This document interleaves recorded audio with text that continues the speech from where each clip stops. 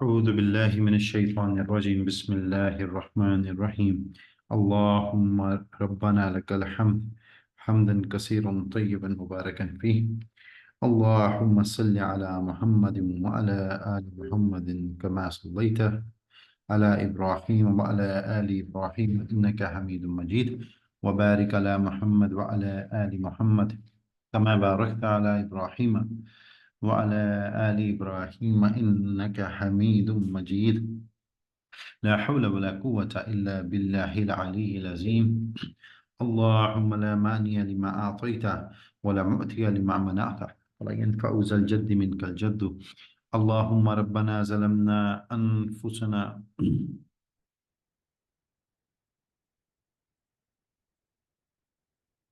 اللهم ربنا ظلمنا أنفسنا وإن لم تغفر لنا وترحمنا لنكونن من الخاسرين رب اشرح لي صدري ويسر لي أمري واحلل عقدة من لساني يفقهوا قولي آمين یا رب العالمین۔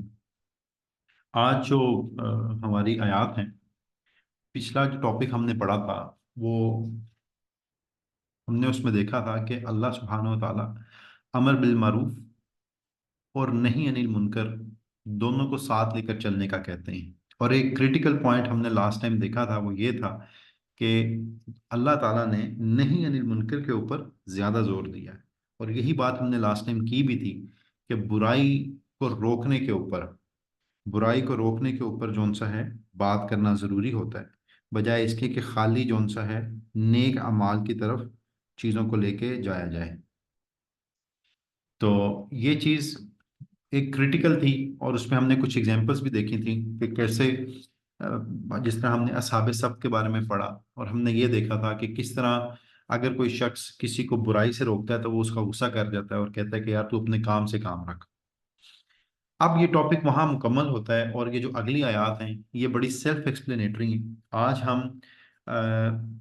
6 آیات کور کریں گے، 6 اس لیے کیونکہ یہ بہت ہی سمپل اور اسٹریٹ فارورڈ ہے، اور یہ ہمیں ریمائنڈ کرواتی ہیں ایک بڑے خوبصورت واقعے کا، جو کہ اسلام کے غلبہ پانے سے پہلے، جو کہ پہلی ہجرت اسلام کی ہوئی تھی، ہجرت حبشہ، اس کا جو تعلق ہے وہ ان 6 آیات کے اندر نظر آئے گا ہمیں، اور مطلب اسی چیز کو جون سا ہے بیان کیا گیا ہے۔ تو پہلے ہم اس کا ترجمہ دیکھ لیتے ہیں، اور پھر انشاءاللہ اس سے جو مطلب ہمیں جو واقعہ ہم نے پڑھنا ہے اس کو ایک دفعہ دیکھ لیتے ہیں، اور وہ تقریباً انشاءاللہ آپ سب کو بھی وہ چیز کیا ہو جائے گی، ریفریش ہو جائے گی۔ اعوذ باللہ من الشیطان الرجیم بسم اللہ الرحمن الرحیم لتجدن اشد الناس عداوة للذین آمنوا اليہود والذین اشرکوا ولتجدن اقربهم مودة للذین آمنوا الذین قالوا اننا نصارى ذلك بأن منهم قسيسين ورهبانا وأنهم لا يستكبرون۔ یقیناً تو ایمان والوں کا سب سے زیادہ دشمن یہودی اور مشرکوں کو پائے گا۔ اب اللہ سبحانہ و تعالیٰ آپ صلی اللہ علیہ وسلم کو بیان کر کے کہہ رہے ہیں کہ جو مسلمانوں کا زیادہ دشمن ہے وہ کون ہے، وہ یہودی ہیں یا مشرک ہیں۔ اب آپ دیکھیں کہ 3 کیٹیگرائزیشنز تھیں یہاں، ٹھیک ہے، میں منافقوں کی بھی بات نہیں کر رہا، ایک تھی یہودیوں کی، ایک تھی عیسائیوں کی، ایک تھی مشرکوں کی۔ جب آپ صلی اللہ علیہ وسلم کی دعوت کا آغاز ہوا، شروع میں نبی اکرم صلی اللہ علیہ وسلم کا ٹاکرا کس سے ہوا؟ مشرکین سے، جو کہ آپ کے دشمن بن گئے۔ اس کے بعد جو اگلا ٹاکرا ہوا آپ صلی اللہ علیہ وسلم کا، وہ کس سے ہوا؟ مدینہ میں مائگریشن کے بعد یہودیوں سے، وہ آپ کے دشمن بن گئے، اور اس کے بعد نجران کے عیسائی آئے، ٹھیک ہے۔ اور اس میں مختلف ہمیں سیریز آف ایونٹس ملتے ہیں جہاں عیسائی جون سے ہیں ان کا ذکر ہوتا ہے، جس طرح حبشہ کا جو بادشاہ تھا نجاشی، اس کی بات ہوتی ہے، تو مطلب اس طرح پھر نجران کے عیسائیوں کا ذکر ہوتا ہے۔ تو اس طرح سے جون سا ہے یہ 3 کیٹیگرائزیشن تھی۔ اب اللہ سبحانہ وتعالیٰ کہتے ہیں کہ جو شدت دشمنی کی، بغض کی یہودیوں میں تمہارے بارے میں پائی جاتی ہے نا، اور مشرکوں میں، اتنی کسی میں نہیں ہے۔ اب مشرکوں میں کیوں؟ آپ دیکھیں کہ مشرکین کسٹوڈین تھے کس کے؟ حرمین کے، مکہ کے، اور مشرکین کہتے تھے کہ ہم یہاں کے والی وارث ہیں۔ جب نبی اکرم صلی اللہ علیہ وسلم نے اپنی دعوت کا آغاز کیا تو ان کو جو سب سے بڑا ڈر تھا وہ کیا تھا؟ کہ ہماری ٹریڈ افیکٹ ہوگی، ہماری بادشاہت چلی جائے گی، ہمارا منصب چلا جائے گا۔ اصل مقصد پیچھے یہ تھا ان کو اس دعوت سے مسئلہ نہیں تھا، وہ دعوت کے نتیجے میں ایک نیا لیڈر ابھر کے سامنے جو آ رہا تھا اس کو دیکھ رہے تھے۔ اور یہودی جو تھے وہ مدینے میں اوس اور خزرج کو، یہ جو دو قبیلے تھے، ان کو ہر ٹائم یہی کہتے تھے کہ ہم انتظار کر رہے ہیں کہ آخری الزماں اور آخری نبی صلی اللہ علیہ وسلم کے ظہور کا، جیسے وہ آئے گا ہم اس کے ساتھ مل کے پوری دنیا پہ راج کریں گے اور تب ہم تمہیں بتائیں گے۔ اب اللہ کا کچھ اور منظور تھا، یہودیوں نے ایکسپیکٹ کچھ کیا تھا، اور ان کی خواہش کے اگینسٹ بنی اسماعیل سے آپ صلی اللہ علیہ وسلم آ گئے۔ اور جب وہ آئے تو اللہ کی کرنی یہ ہوئی کہ اوس اور خزرج یہی وہ دو قبیلے تھے مدینہ کے جو کہ رسول اللہ صلی اللہ علیہ وسلم پر ایمان لے آئے۔ تو اس لیے یہودیوں کا بھی منصب چھن گیا۔ تو جہاں کنسرن آیا کہ پوزیشن مطلب چلے جائے گی، ٹھیک ہے، تو وہاں جون سا ہے یہ شدید دشمن بن۔ اب آگے اللہ سبحانہ وتعالیٰ کیا کہتے ہیں، اور ایمان والوں کو سب سے زیادہ دوستی کے قریب تو یقیناً انہیں پائے گا جو اپنے آپ کو نصارہ کہتے ہیں، عیسائی کہتے ہیں۔ یہ اس لیے کہ ان میں دانش مند اور گوشہ نشین لوگ ہیں، اور اس وجہ سے کہ وہ تکبر نہیں کرتے۔ اچھا اب آپ دیکھیں کہ یہاں آیت ہمیں بتا رہی ہے کہ آپ صلی اللہ علیہ وسلم کو اللہ تعالیٰ نے کیا تنبیہ دی کہ کمپیریٹیولی جو ان میں بہتر ہے وہ عیسائی ہیں۔ لیکن یاد رکھیں ہم پہلے پڑھ کے آئے ہیں، اٹ ڈزنٹ مین کہ یہود اور نصارہ ہمارے دوست ہو جائیں گے، ٹھیک ہے، پہلے چیز یہ چیز کلیئر ہونی چاہیے۔ کمپیریٹیو انالیسس جب آپ کرتے ہیں تو آپ کہتے ہیں کہ یار یہ دو برے ہیں، اب آپ بتائیں ان میں سے زیادہ برا کون ہے، وہ کہتے ہیں یار یہ زیادہ برا ہے، یہ اس سے کم برا ہے۔ تو یہاں کمپیریٹیو انالیسس ہوئے۔ تو یہاں اللہ سبحانہ و تعالیٰ نے کہا ہے کہ جو عیسائی ہیں نا وہ بہتر ہیں کن سے، یہودیوں سے، تم سے دشمنی کے معاملے میں، ٹھیک ہے۔ اب اس کے پیچھے سیریز آف ایونٹس بھی ہیں۔ نجاشی واز اے کرسچن، اور نجاشی کرسچن تھا، عیسائی تھا، اور اس نے مسلمانوں کی مدد کی۔ اس کے علاوہ جو ایک اور وجہ ہے کہ کیوں کرسچنز، ایون آپ دور حاضر میں بھی دیکھ لیں، کرسچنز اتنے مطلب اگریسو نہیں ہیں جس طرح یہود ہیں۔ اس کے پیچھے ریزن کیا ہے؟ اس کے پیچھے ریزن یہ ہے کہ کرسچنز حضرت عیسیٰ علیہ السلام پر ایمان لاتے ہیں، اور حضرت عیسیٰ اس دنیا میں وہ پیغمبر ہیں جن کو صرف دو جو سے گروہ مانتے ہیں، ایک مسلمان اور ایک عیسائی۔ اس کے علاوہ حضرت عیسیٰ کی نبوت کا کوئی مطلب اقرار کرتا ہی نہیں۔ یہ ایک وجہ ہے۔ اب آپ دیکھیں کہ عیسائی عیسیٰ علیہ السلام کو کیا کہتے تھے کہ یہ کیا ہے، مسیح دجال ہے، ٹھیک ہے، یہ عیسیٰ مطلب کیا ہے، دجال ہے، نعوذ باللہ۔ اور صرف جو حضرت عیسیٰ کے ماننے والے تھے، کرسچنز، عیسائی، نصرانی، وہ حضرت عیسیٰ کو نبی مانتے تھے۔ اب اس کے بعد دوسری بڑی وجہ یہ ہے کہ جب بھی آپ کسی عیسائی کو، یہ میں نے پریکٹیکلی کر کے دیکھا ہوا ہے، آپ کسی بھی کرسچن کو قرآن میں جو حضرت عیسیٰ کی فضیلت بتائی گئی ہے نا پڑھ کے سنائیں تو وہ انسپائر ہو جائے گا اس چیز سے۔ جو عیسیٰ کی شان قرآن حکیم میں بتائی گئی ہے وہ کہیں بھی نہیں بتائی گئی۔ ہم سورہ آل عمران میں پڑھ کے آئے ہیں، اللہ تعالیٰ کیا کہتے ہیں حضرت مریم کو کہ ہم تمہیں ایک بیٹا عطا کریں گے۔ کیسا بیٹا؟ جو صالح ہوگا، موحد ہوگا، زہد والا ہوگا، اور اپنی گود میں اپنی ماں کی گود میں سے ہی اپنی نبوت کا اقرار کرے گا، ٹھیک ہے، پرندہ بنا کر مٹی کا اس میں پھونک مارے گا تو وہ اللہ کے حکم سے زندہ ہو کے چل پڑے گا، جو لنگڑا ہے اس کو ٹھیک کر دے گا، مرے ہوئے کو زندہ کر دے گا۔ تو حضرت عیسیٰ کی ایسی فضیلت قرآن میں بتائی گئی اور متعدد مقامات کے اوپر کہ جب آپ کسی بھی کرسچن کو یہ سنائیں گے تو وہ حیران رہ جائے گا۔ یہ میں نے ریسنٹلی پچھلے سال جب میں یو ایس گیا تو وہاں میرے ساتھ ایسے ہی ہوا کہ ایک پولش تھا، ٹھیک ہے۔ اب جو پولش لوگ ہوتے ہیں وہ یہودیوں کے بھی تھوڑے قریب ہوتے ہیں کیونکہ پولینڈ وارسا کے اندر ایک دیوار ہے جہاں یہودیوں کا آنا جانا بہت ہے۔ تو وہ جب اینالوجی قائم کرتے ہیں یا وہ دیکھتے ہیں تو ان کو مسلم صرف ایکسٹریمسٹ نظر آتے ہیں جس طرح میڈیا پکچر کرتا ہے۔ پر جب میں نے اس کو حضرت عیسیٰ علیہ السلام کی فضیلت قرآن سے بتائی تو وہ مطلب ششدر رہ گیا، ہی واز شاکڈ کہ یار یہ کیسے ہو سکتا ہے کہ ہم نے تو کچھ سنا تھا لیکن قرآن تو یہ کہتا ہے۔ تو یہ ایک چیز بہت ہی اہم ہے کہ یہی وجہ ہے کہ یہ جو ہم کہتے ہیں نا کہ عیسائی، یا اللہ تعالیٰ نے کہا ہے کہ یہ آپ ان کو بہتر پائیں گے یہودیوں اور مشرکین سے۔ ٹھیک ہے، دور حاضر میں بھی آپ دیکھ لیں مشرک کون ہے؟ ہمارے پڑوسی، بدترین۔ ساتھ دیکھ لیں یہودی بدترین، کرسچنز میں ڈفرنٹ گروپ پائے جاتے ہیں۔ آپ کسی نارمل کرسچن کو جا کے ملتے ہیں، اس سے آپ بات کرتے ہیں، آپ اس کو قرآن میں یہ صرف عیسیٰ علیہ السلام کی فضیلت بتاتے ہیں تو وہ اس پہ بہت زیادہ خوش ہو جاتا ہے۔ ٹھیک ہے، اب یہ ہمارا پارہ نمبر 7 الحمدللہ شروع ہوتا ہے، ہم اس رکوع کو آج مکمل کریں گے یہاں۔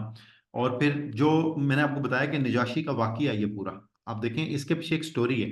اب روایت میں مفسرین لکھتے ہیں کہ یہ جو آیات ہے نا ساری، یہ نجاشی کے لیے نازل، لیکن اگر آپ دیکھیں تو ٹیکنیکلی یہ بات ٹھیک نہیں ہے۔ ہاں، نجاشی کو انڈورس کرتے ہوئے اللہ سبحانہ و تعالیٰ اس کنکلوژن کو پہنچ سکتے ہیں، ٹھیک ہے، لیکن یہ نجاشی کے اوپر ایکسپلیسٹ جو نازل ہونا ہے وہ مطلب پریکٹیکلی پاسبل نہیں لگتا۔ اس کی ریزن یہ ہے کہ نجاشی کا جو واقعہ تھا وہ اسلام کے شروع کا واقعہ تھا، پہلی ہجرت کا واقعہ تھا، اور جو سورۃ المائدہ ہے یہ مدنی سورت ہے جو کہ ہجرت مدینہ کے بعد نازل ہوئی۔ تو اٹ مینس کہ واللہ عالم کہ آیا کہ یہ اپلیکیبل ہیں، آیا کہ یہ اپلیکیبل نہیں ہے، لیکن یہ اشارہ اسی طرف ہی کرتی ہیں۔ اب آپ دیکھیں وَإِذَا سَمِعُوا مَا أُنزِلَ إِلَى الرَّسُولِ تَرَىٰ أَعْيُنَهُمْ تَفِيضُ مِنَ الدَّمْعِ مِمَّا عَرَفُوا مِنَ الْحَقِّ يَقُولُونَ رَبَّنَا آمَنَّا فَاكْتُبْنَا مَعَ الشَّاهِدِينَ۔ اور جب وہ اس کو قرآن سنتے، جب وہ اس قرآن کو سنتے ہیں، کون؟ عیسائی، جو اس رسول کی طرف اتارا گیا، تو آپ ان کی آنکھوں سے آنسو بہتے ہوئے دیکھیں گے، اس سبب سے کہ انہوں نے حق کو پہچان لیا، اور وہ یہ کہتے ہیں ہمارے رب، ہم کیا کر رہے ہیں؟ ہم مسلمان ہو گئے، ہم ایمان لے آئے۔ ٹھیک ہے، وما لنا لا نؤمن باللہ وما جاءنا من الحق ونطمع ان يدخلنا ربنا مع القوم الصالحین۔ اور اے ہمارے رب، ہم مسلمان ہو گئے، تو ہم کو بھی ان لوگوں کے ساتھ لکھ لیجئے جو تصدیق کرتے ہیں، مطلب جو صالح لوگ۔ اور ہمارے پاس کون سا عذر ہے کہ ہم اللہ پر اور حق پر ایمان نہ لائیں؟ ٹھیک ہے، اور آگے وہ کیا دعا کرتے ہیں کہ اللہ ہمیں صالح لوگوں کی قوم میں شامل کریں۔ فَأَصَابَهُمُ اللَّهُ بِمَا قَالُوا جَنَّاتٍ تَجْرِي مِن تَحْتِهَا الْأَنْهَارُ خَالِدِينَ فِيهَا وَذَلِكَ جَزَاءُ الْمُحْسِنِينَ وَالَّذِينَ كَفَرُوا وَكَذَّبُوا بِآيَاتِنَا أُولَئِكَ أَصْحَابُ النَّارِ أُولَئِكَ أَصْحَابُ الجحیم۔ اب یہ دیکھیں آگے وہ کیا دعا کرتے ہیں، سو ان کو اللہ تعالیٰ ان کے کول کی پیدائش میں ایسے باغات میں داخل کرے گا جس کے نیچے نہریں بہ رہی ہوں گی، اور یہ ان میں ہمیشہ رہیں گے۔ یہ ان کی ان نیکیوں کا بدلہ ہے جو انہوں نے کی، اور جو لوگ کافر ہیں اور ہماری آیات کو جھٹلاتے ہیں ان لوگوں کے لیے کیا ہے؟ صرف اور صرف دوزخ ہے۔ اب آپ دیکھیں کہ یہاں ایگزیکٹلی یہ چیز نجاشی کی طرف، مطلب اگر آپ پریکٹیکلی دیکھیں تو ثابت ہوتی ہے جو بات یہاں ہوئی۔ اب دیکھیں اللہ سبحانہ تعالیٰ کہتے ہیں کہ جب آپ ان کو قرآن پڑھ کے سناتے ہیں نا، یا ان کو بتاتے ہیں عیسیٰ علیہ السلام کے بارے میں، تو یہ مطلب حق کو پہچان لیتے ہیں، یہ کہتے ہیں یہ بات تو ٹھیک ہے۔ اب اس چیز کو نجاشی کی مثال کو ہم لے لیتے ہیں۔ اب نجاشی مقیم تھا حبشہ میں، حبشہ کرنٹ آج دور حاضر کا سوڈان کو آپ کہہ سکتے ہیں، کہ جو آج دور حاضر کا سوڈان ہے وہ ہے۔ اب ہوا یہ کہ سلمہ رضی اللہ تعالیٰ عنہ کہتی ہیں کہ جب ہم پر مکہ کی زمین تنگ کر دی گئی تو ہمیں حکم دیا گیا کہ ہم اپنے ساتھیوں کو لے کے حبشہ چلے جائیں۔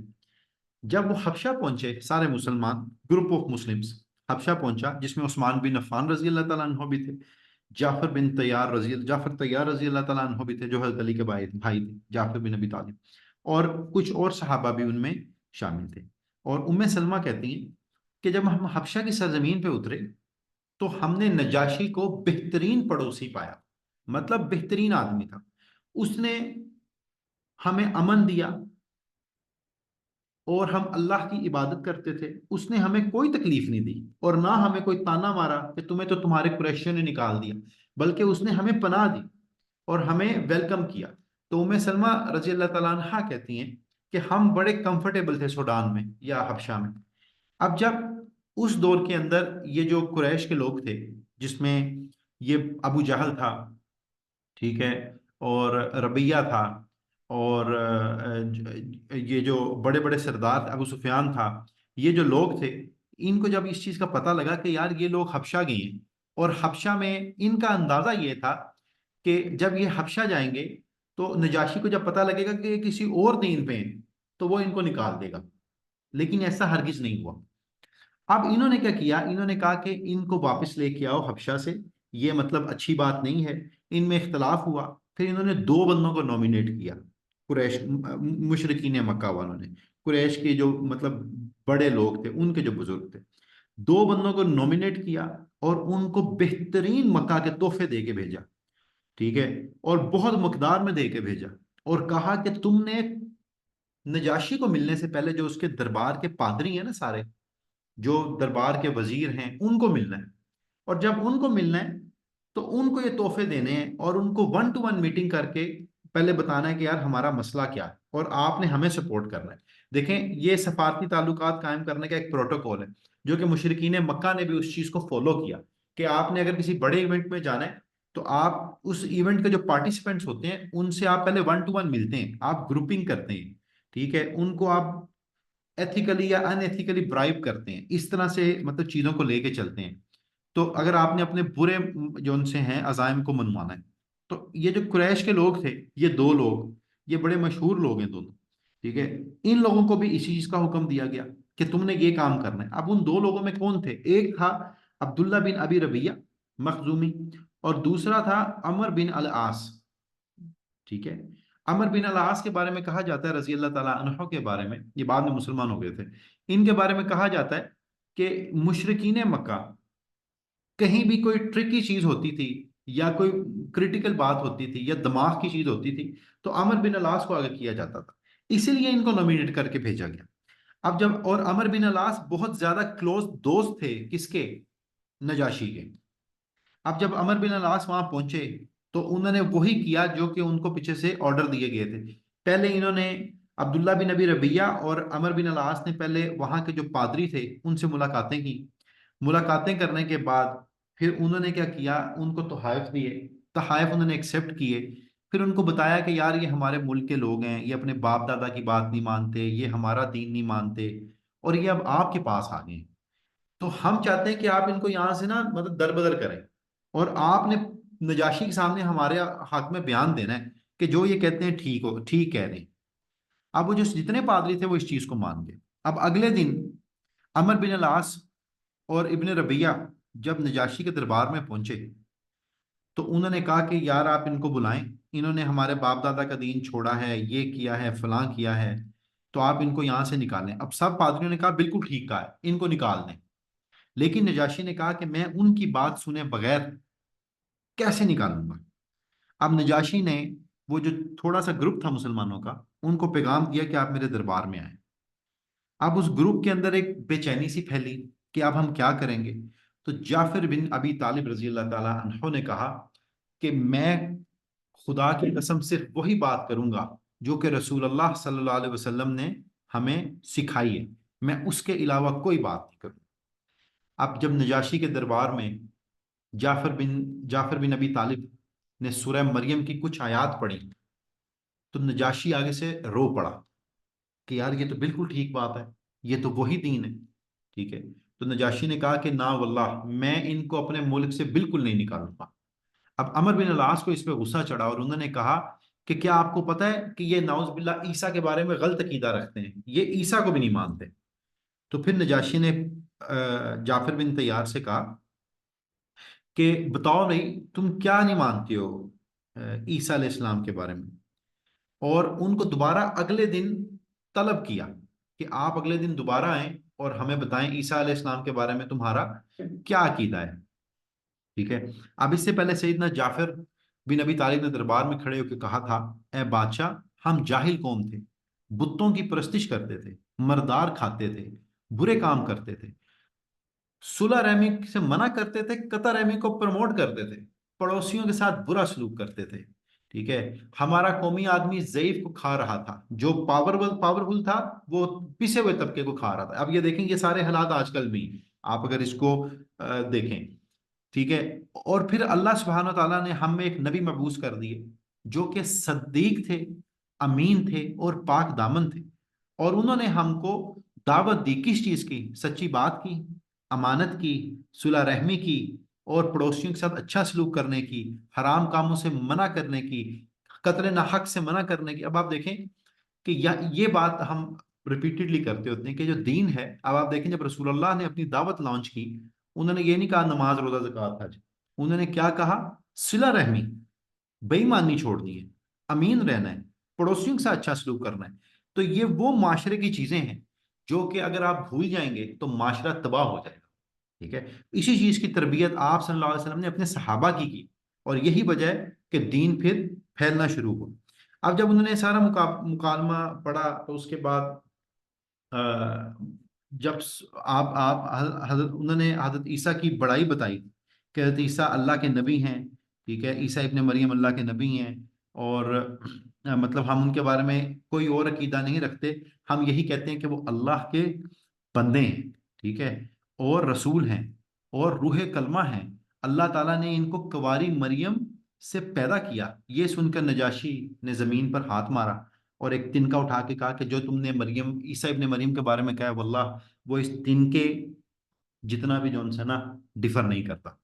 और इसके बाद जितने वो दरबारी थे ना नजाशी के इर्द गिर्द, जिन्होंने तोहफे लिए हुए थे, वो नजाशी के ऊपर चढ़ गए। लेकिन नजाशी ने ना सिर्फ अमर बिन अल आस के साथ थोड़ी मतलब तल्ख कलामी की, और ये तक कहा कि तुम अपने तोहफे लेकर वापस चले जाओ।